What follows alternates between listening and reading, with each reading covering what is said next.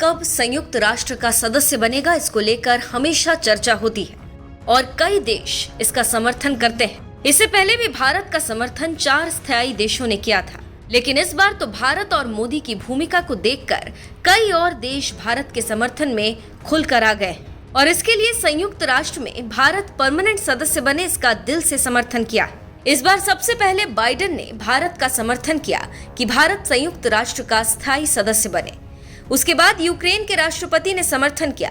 इसके साथ ही साथ संयुक्त राष्ट्र में बातें बहुत होती हैं, लेकिन नतीजा कम ही निकलता है, इसलिए इस बार नतीजा निकलना चाहिए। इस बार तो ब्रिटेन ने भी भारत का समर्थन किया और कहा कि एक ताकतवर देश स्थायी सदस्य बनता है तो खुशी होगी। ब्रिटेन के विदेश मंत्री ने संयुक्त राष्ट्र में बोलते हुए कहा कि भारत विश्व मंच पर बड़ा स्थान रखता है, ऐसे में भारत को स्थायी सदस्य बनाया जाना चाहिए। इसके साथ ही साथ अमेरिका भारत के प्रति प्रतिबद्धता दोहराते हुए कहता है कि हम पहले भी कह चुके हैं और अब भी कह रहे हैं कि संयुक्त राष्ट्र का विस्तार होना चाहिए और भारत को सदस्य बनाया जाना चाहिए।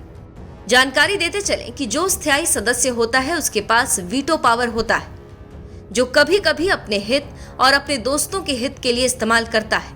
5 स्थायी सदस्य देश ब्रिटेन, रूस, अमेरिका, फ्रांस और चीन हैं, लेकिन इन सदस्य देशों की संख्या बढ़ाने की मांग चल रही है और अब तो ये मांग जोर पकड़ रही है, क्योंकि कुछ सदस्य देश अपने स्वार्थ के लिए आतंकियों को बचा रहे हैं, जैसे चाइना और पाक की दोस्ती है और इसीलिए चाइना पाकिस्तान में रह रहे कई आतंकियों को वीटो से बचा लेता है, जिसकी आलोचना होती रहती है, लेकिन चाइना पर इसका कोई असर नहीं होता।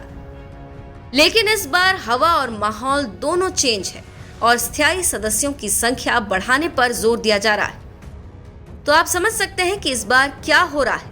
अगर भारत को स्थायी सदस्य बनाया जाता है तो ये पीएम मोदी के लिए बहुत बड़ी बात होगी, क्योंकि विश्व पटल पर आज भारत उस ध्रुव तारे की तरह चमक रहा है और इसका श्रेय मोदी को जाता है।